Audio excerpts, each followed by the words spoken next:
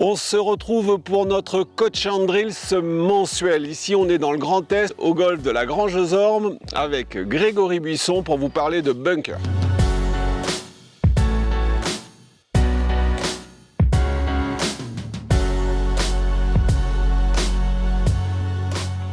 Grégory, on est dans un bunker, on va parler de sortie de bunker, mais pas que.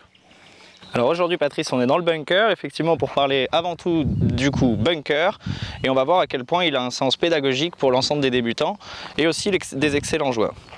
Alors en ce qui concerne les fondamentaux du bunker, on va tracer plusieurs lignes. On va déjà tracer une première ligne en direction de l'objectif, une seconde ligne perpendiculaire. Et on va voir que le bunker, c'est finalement un coup assez simple puisqu'on nous demande de faire une gratte volontairement. Donc il faut apprendre à manager cette gratte. Pour un joueur débutant, ça doit être un plaisir. Alors ça, on sait faire la gratte, on est d'accord. Donc normalement, on sait sortir du bunker. Il n'y a pas de problème. Ensuite, on va privilégier, donc lorsqu'on est au sol, on va toujours privilégier une position de balle entre nos deux pieds. Ici, on va créer une gratte déjà par le positionnement de la balle, en plaçant la balle légèrement sur le pied gauche. Donc ce qui veut dire que tu vas viser quelque part par là. Exactement, je vais chercher à viser le centre de mes pieds, ce qui va vraiment me permettre de prendre du sable avant et ensuite que ce sable puisse éjecter la balle. On va parler positionnement du club. Ce qui est important dans le bunker, c'est de savoir ce qu'est le rebond. C'est ce qu'on va chercher pour avoir une bonne interaction entre le club et le sol. Donc on va voir qu'on va orienter ce club un petit peu différemment d'habitude, de manière à lui permettre de glisser sur cette partie-là qu'est allez, montre-nous. Une gratte avec du rebond.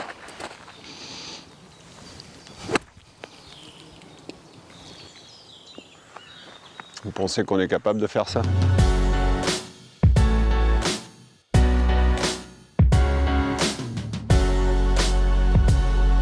Donc ok, une gratte contrôlée, mais une phase de club particulière. Oui, un petit peu particulière Patrice, puisqu'on va s'autoriser à le poser, même si les règles nous l'interdisent. On va voir qu'en le tournant sur lui-même, en se garantissant que le shaft puisse rester dans l'axe de notre trait, qui est au milieu de nos pieds, toujours exactement, toujours dans cette ligne, de manière à ne pas avoir une inclinaison du shaft qui nous pénaliserait.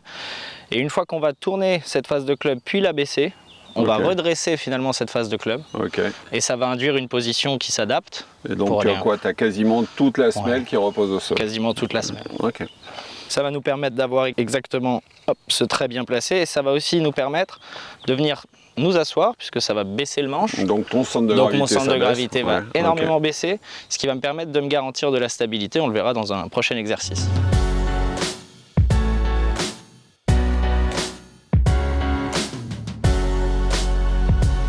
Pour nous aider à mieux sortir des bunkers, je crois qu'il y a un exercice signature. Alors l'exercice signature, ça va être d'apprendre à gérer le point d'entrée du club dans le sable et surtout la distance avec laquelle on va chercher à prendre ce sable. Très souvent, on voit des joueurs qui cherchent à l'extraire du bunker avec un divot qui est assez court. On va essayer d'allonger un petit peu ce divot de manière à bien manager la profondeur. Donc toi, tu n'as trouvé rien de mieux que de mettre de balles. Ouais. On va voir que il faut sortir les deux. Il faut sortir les deux. Et on va voir que ça va nous permettre de comprendre quelle incidence ça a sur la vitesse de la balle et en quoi cette quantité de sable va influencer la distance totale de cette balle. Montre-nous. Donc on place la balle de gauche en face de la pointe du pied gauche. La bonne, logiquement, c'est la première ou la seconde? La performance, ce serait la première qui devrait s'arrêter et la seconde devrait partir moins forte et donc beaucoup plus rouler. C'est parti.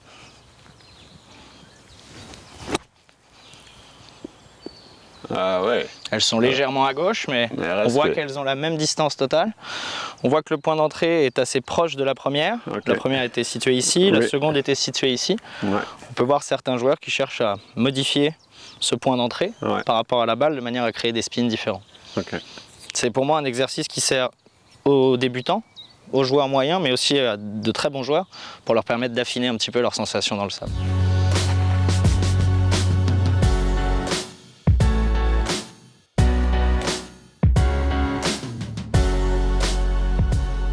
Grégory, on enchaîne et ce qui m'a intéressé, c'est pour ça que je suis venu te voir, c'est que pour toi la pédagogie du bunker, c'est une pédagogie sur l'ensemble du jeu et que c'est vraiment dans le bunker qu'on progresse sur le swing en général. Donc tu as deux dadas qui sont à la fois le centrage et le contact et à la fois la création de la vitesse. Exactement Patrice. Moi mon dada sur le bunker, c'est de se garantir un maintien du centre du mouvement qui reste le plus neutre possible.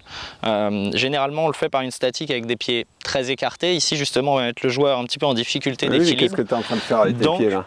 Eh ben, je suis en train de me placer comme sur un monoski. Ah oui, donc là, voilà, le monoski il est là, tu sors pas de ton monoski, tu es très axé. Très axé, je vais et tu veux swinguer là sans tomber en fait. Exactement, donc mon club va me déséquilibrer légèrement, il va falloir que je puisse me garantir un axe du corps qui est relativement neutre et qui se maintient pendant tout le mouvement.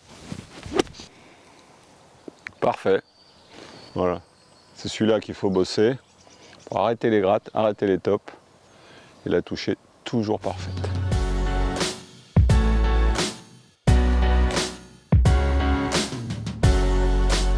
Bel exercice signature, ça fait 2. Et maintenant, la base de notre jeu, c'est quand même de lancer, c'est quand même de créer de l'inertie au niveau de la tête de club. On est bien d'accord pour faire avancer cette balle vers la cible. Donc il faut créer de la vitesse. Il faut créer de la vitesse. Et c'est un peu le souci de tout le monde. Et les jeunes parce qu'ils veulent taper comme Tiger Woods, ou en tout cas comme DeChambeau maintenant, et les moins jeunes parce que plus on garde de la vitesse, et plus on amène son jeu loin, longtemps et dans des scores intéressants. Et ça a un intérêt jusqu'aux plus seniors d'entre nous et en passant par les plus jeunes joueurs. La vitesse, quand on parle de vitesse, on parle avant tout de vitesse de tête de club. Absolument. Ce qui va être en contact avec notre club, ça reste avant tout nos mains, nos doigts. On est sur un coup du petit jeu, donc ça demande une motricité fine qui est assez développée. Donc, créer de la vitesse, c'est un premier point, et le second point, c'est maîtriser cette vitesse. Pour créer de la vitesse, dans le bunker, on encourage vraiment un grip de grand jeu, donc un grip qui est toujours dans les doigts, plutôt fin, avec une face qui est, comme on l'a vu juste avant, déjà ouverte. Et on va vraiment essayer d'encourager ce jeu des mains de manière à ce que la tête de club puisse avoir de la vitesse. Okay, tout en ce que nous... comment? Alors, moi je vais l'encourager par plusieurs exercices, notamment un exercice qui est bien connu qui s'appelle le flat foot. On va garder les 2 pieds au sol. On se souvient de Fred Funk, Kenny Perry qui drivait comme ça il y a quelques années.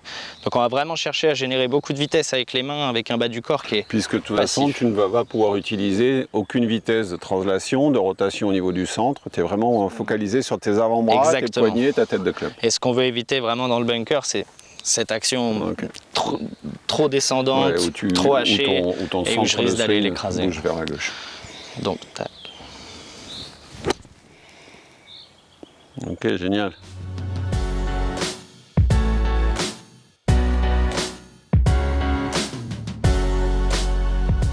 Ok, alors on affine pour nos meilleurs joueurs.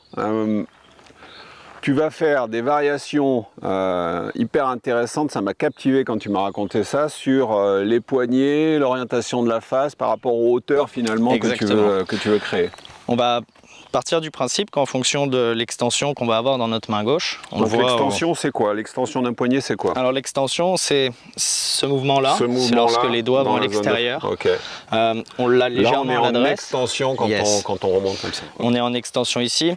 Dans le bunker, on voit des joueurs avec plus ou moins de flexion, du backswing. Sur le grand jeu, actuellement on a justement un panel qui est hyper enrichissant par rapport à ça. Et puis Scheffler tout d'un coup nous a ramené à des vieilles valeurs. On en voit même qui montent comme ceci et puis qui viennent le bomber dans la descente. Donc l'idée, ça va être de modifier l'angle de décollage de la balle par cette extension. On le voit qu'à chaque fois que je vais creuser plus ou moins le dos de ma main gauche. Tu creuses à la montée et tu creuses dans le release. Et je laisse creuser dans le release. Donc ça va être plutôt pour faire une sortie haute et courte. Ok, ça creuse des deux côtés.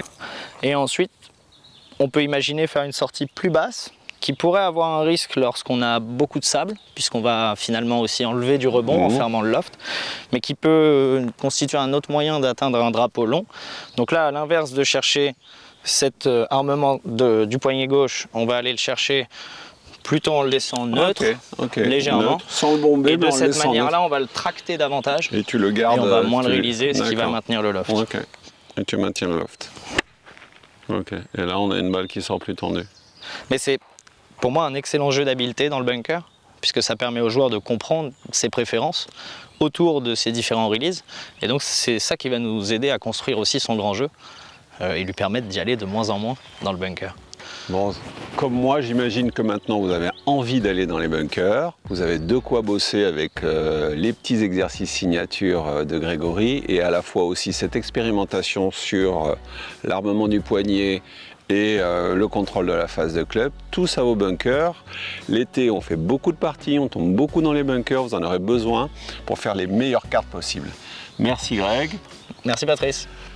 Rendez-vous le mois prochain.